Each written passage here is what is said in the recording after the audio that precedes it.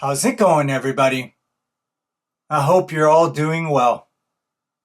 Okay, so in this episode, I want to try to say something about the state of personal character and integrity today. To be honest, I think many of us find what's going on very, very troubling, and so I think it's worth spending some time reflecting on it. Okay, so where should I begin? Well, let me start with integrity first, and let me begin with its etymology. So the word integrity originates from the same Latin root as the word integration and intact. And that's revealing because what it suggests is that at its base, integrity has something to do with the wholeness or the unity of a person, of a self. It has something to do with the unification of and the consistency between one's desires and one's values and one's speeches and one's deeds. It's to be at one with yourself. And that means, of course, not compromising a part of yourself. So in effect, you might say that integrity means something like being a morally coherent being. Actually, Socrates has a really great quote here. And if having integrity describes anyone at all, by the way, it's him. So he says this. He says, I would rather that the whole world be at odds with me and oppose me rather than I myself should be at odds with myself and contradict myself. And he speaks of this, of being at odds with oneself, as like being an instrument out of tune. So to lack integrity is to be out of tune with oneself. It's a kind of a dissonance. It's to not be a friend to oneself. So again, integrity then comes back to this idea of unity and harmony, a harmony of self. And speaking of self, notice something important here. Notice that integrity then, because it's a virtue in part concerned with the self, has something to do with having an actual identity. What I mean here is that when you make compromising and when you make inconsistency and hypocrisy a habit, then it's not clear who it is you actually are, or that you really are anybody at all. Now, I think that on the first hearing, that sounds pretty harsh, right? But in a way, I don't think it is. Because think about it. What are you really if you have no principles to unite you? And if you have no stoutness of heart? If you're being buffeted around by temptation after temptation, if you're being pulled around by the promise of profit or flattery around every corner, then really all that you really amount to is something like being a leaf in a tempest. So it's in this way that I would say that if you have no internal compass, no coordinating principle, then you really have no self. You have no soul. You are, well, you're hollow and insubstantial. You're without a defining and stable identity. You're a house built on shifting sand. Okay, now so far I've talked about integrity as being primarily concerned with oneself. It's a virtue concerned with the integration of self and with something like steady personal conviction. But that's not all it is, of course. And that's because there's also a social dimension to it. More specifically, integrity often comes into play when not just personal, but interpersonal undertakings are involved. Like, for example, it comes into play when there are promises made between people or when, say, somebody's holding public office. In other words, in situations where there's the temptation to gain advantage by exploiting the trust of others or the public or the citizenry in general. And by the way, here we see how integrity is closely tied up with something like honor, an old-fashioned term maybe, but nevertheless an important one, I think. What I mean is that we usually find someone in public life to be honorable when we see that they stand by what they say, that they don't lie to us, that they avoid corruption and that they avoid duplicity and that they're not acting out of pure, naked self-interest. Now that sort of person is admirable and praiseworthy. And that's because they're acting with integrity.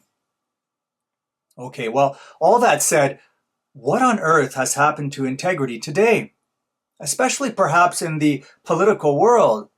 And what's happened to the rest of us who don't seem to care that those in public office have seemingly little, if any, concern for character and for virtue? Why don't we care about this? Why doesn't this matter to us? Why doesn't it matter to us that people don't live up to the virtues inherent to their profession, that they lie to us, that they don't maintain their honor? You know, here I'm reminded of a quote from the German philosopher Schopenhauer, who said this. He said, "No man can ever see over his own height."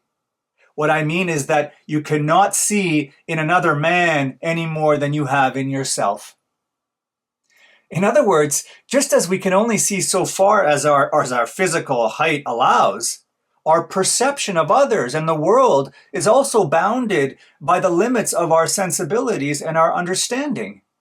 So the question I have we all become a little shallower over time? And is that what explains the fact that we don't seem to recognize or care about this blatant lack of character that we seem to be confronted with every single day?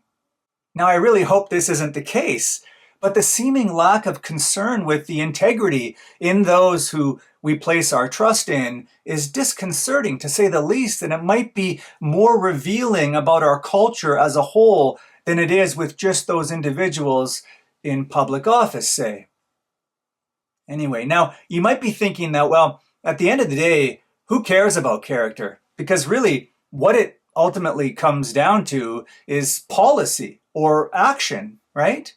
So we can excuse bad character, one might say, because it has nothing to do with policy and execution. You know, the only things that truly matter, the only things that have real consequence. Well, I don't think this is true. I don't think we can so easily separate character and action. And what I mean by this is that actions, they don't exist in a vacuum. No, they reflect the goodness or badness of one's character. In other words, what you do, how you act in this world, what sort of effect you have on it, this all issues from your character, I would say. Actually, this idea goes right back to Plato and to Aristotle. Your dispositions and your habits and your emotional sensitivities and your self-mastery and your intelligence and your fidelity to the truth, these all affect your policies and your actions. I mean, I mentioned Plato just now, so let's take an example from him. So in his masterpiece, The Republic, Plato talks about a state being governed by a certain type of person he calls the oligarchic man. Now, this sort of person has a certain kind of character. Now, what is it like? Well, this sort of person, he's governed by what Plato calls the desiring part of his soul. He's a money lover. He's profit-loving. He has a pathological love of wealth. Every aspect of his character is subordinate to his appetites, including any sense of honor. He's self-aggrandizing. He makes fun of the virtues shown by good people. He's held back not by reason and argument, but by compulsion and anger and fear. And if there's any reasoning going on at all in him, it's how much more money he can make. He pays no attention to education and to learning and to any kind of reflection whatsoever. He has no restraint. His freedom is a lawlessness. Now, here's the question. What do you think this sort of person will actually do in the real world? How will they behave? What sort of policies will they enact for the people that they govern?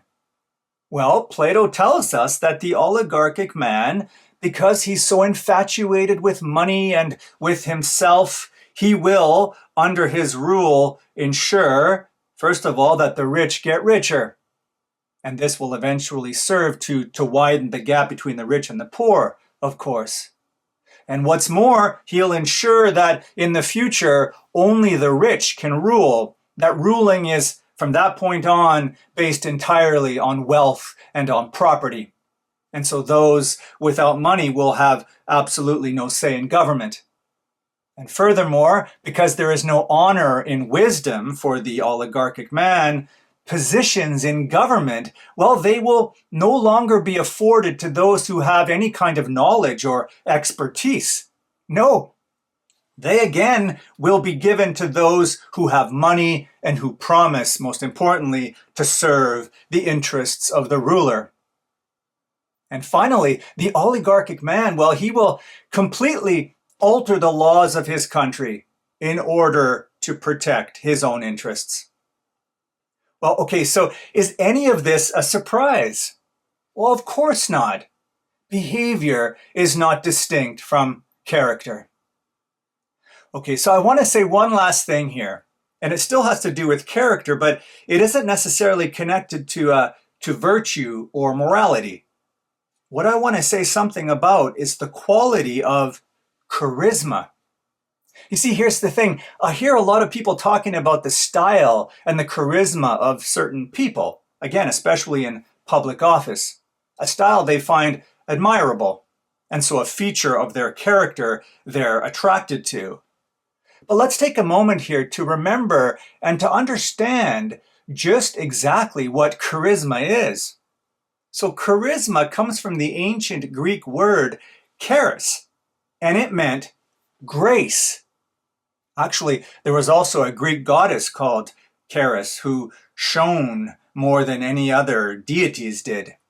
But anyway, the word charis meant grace, not just in the sense that it's a kind of gift, but in the sense that it bears a close resemblance to other similar shining qualities like beauty and kindness and gratitude and goodwill and heroicism.